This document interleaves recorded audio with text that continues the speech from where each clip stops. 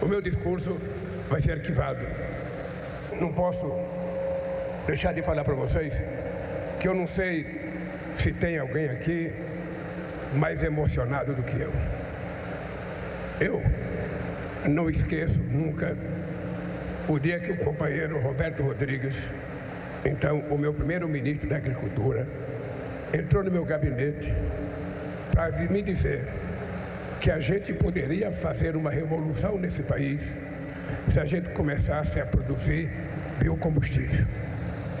E ele me levou um pacote de mamona. E eu passei a discutir com a Dilma, que era então ministra de Minas e Energia, a necessidade da gente tentar transformar aquela ideia numa coisa factível, numa coisa que pudesse ser realizada. Eu andei o mundo inteiro com pacote de mamona. Eu andei o mundo inteiro com pacote de biomanso. Eu viajei o Brasil para ver e incentivar a plantação de dedê. Eu cansei de viajar com carro feito de plástico, porque era o primeiro sonho da Braskem e a Toyota, fazer o primeiro carro verde aqui, não mais tendo nada de petróleo, mas tudo de cana-de-açúcar ou de outra oleaginosa.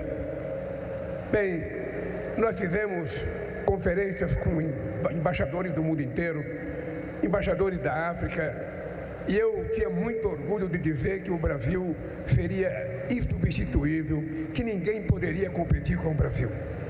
Não foram poucas as vezes, o Alckmin era governador do estado de São Paulo, a quantidade de empresários japoneses que nós encontramos aqui no Brasil que queriam fazer investimento, a quantidade de pessoas que queriam discutir com nós.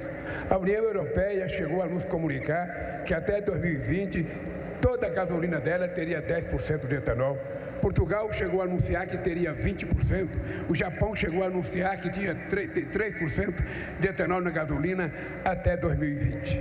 E isso não aconteceu. Mas aqui no Brasil, a gente não parou de trabalhar.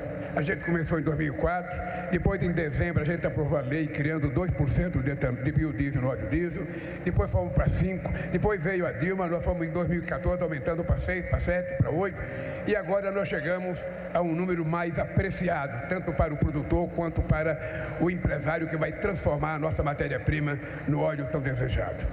E por que essa foto é importante? Essa foto é importante porque aqui falou uma companheira de cooperativa da agricultura familiar.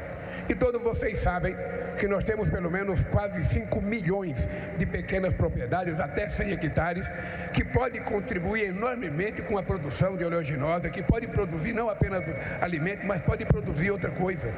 Nós tivemos muita celeuma no mundo. Aqueles que eram contra a nossa produção de etanol e a nossa produção de biodiesel diziam que a gente estava utilizando coisas de alimento para produzir combustível, que era um crime. Foi a primeira discussão que eu tive, Dilma, com Fidel Castro em Mar del Plata, na Argentina, quando ele tentou me convencer que a gente não poderia produzir biodiesel de soja, porque soja era alimento. E eu disse, companheiro, o problema é o seguinte, é que no Brasil nós temos muita terra, muita capacidade produtiva, a gente vai produzir sem precisar tirar o alimento do nosso povo, dos nossos animais. Cada vez mais a tecnologia está fazendo com que a gente colha cada vez mais produção com menos hectares de terra. E o Brasil, graças a Deus, teve uma Embrapa que nos ajudou muito, vocês construíram empresas de pesquisa, e o Brasil hoje é um modelo para o mundo. Vocês não têm dimensão de como é que eu me sinto hoje, olhando para o mundo e dizendo, o Brasil é o país que vai fazer a maior revolução energética do planeta Terra e não tem ninguém para competir com o Brasil. Eu prometi para vocês que eu ia trazer esse país da civilidade. Eu ia trazer esse país da civilidade. Cada um de nós tem que fazer a sua obrigação. O governo governa, o legislativo legisla e o poder judiciário julga. Se cada um fizer isso, esse país não terá problema, esse país não terá crise e a democracia brasileira estará garantida para o resto da vida. Chega de mentira nesse país, chega de fake news, chega de inventar coisa que não vai acontecer. Vamos trabalhar com a realidade. A semana passada em Nova York, eu chamei as 3 empresas de hate para conversar com eles. Acho que nunca tinha um presidente da República chamado de empresa de hate, aquelas empresas que fazem avaliação para dar investimento grande para o nosso país. E eu queria saber, com quem que vocês conversam no Brasil? Com quem que vocês conversam para avaliar? Porque ninguém nunca me procurou. Nunca ninguém me procurou. Vocês conversam com quem? Se lê editorial de jornal, nunca vai dar uma nota boa para o governo. Se for conversar só com o adversário que pensa no curto prazo, também não vai ter nota. Não é consultado nenhum trabalhador. E eu só queria saber, me contem, com quem vocês conversam para fazer a avaliação do Brasil? Porque hoje tem pouquíssimo país com a estabilidade que tem o Brasil. Alguns dizem que é sorte, eu digo que é muito trabalho, é muita dedicação desses ministros, foi muita competência da Câmara e do Senado em votar as coisas que nós precisamos. Eu não conhecia o presidente do Senado, eu tinha pouca relação com Lira, mas isso não me impede, da forma mais civilizada e democrática, de conversar para construir as coisas. E o Brasil vai sair na frente, porque o Brasil tem vocês, empresários, que tem capacidade de produzir, que tem capacidade de pesquisar. Nós temos uma Embrapa, nós temos um monte de gente preparado para a gente não ficar dependendo de ninguém. E vai depender de nós, porque quando a gente cria uma matriz energética e a gente vai oferecer ao mundo, aumenta a nossa responsabilidade. A gente não mais faz o que a gente quer, a gente faz o que todo o mercado precisa que a gente faça, porque eles serão o nosso consumidor.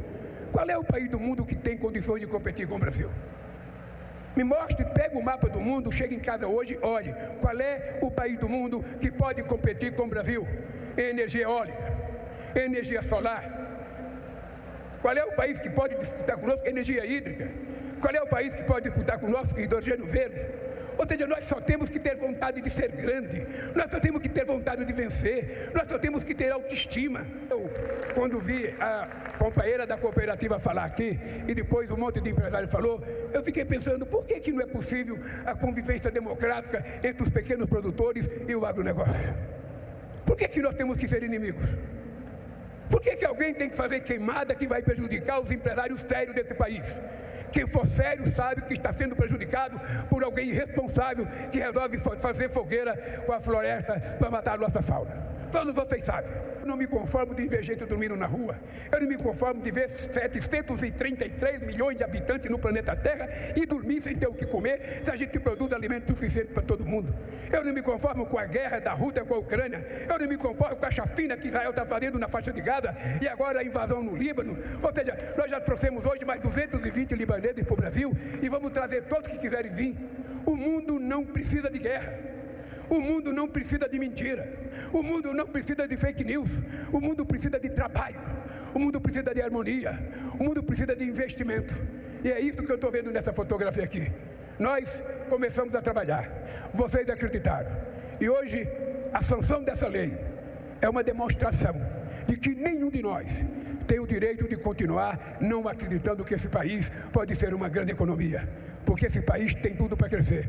O que precisa é que tenha governantes à altura das necessidades e das aspirações do povo brasileiro. Boa sorte para todos nós e que o Brasil se transforme na economia que todos nós sonhamos. Um abraço.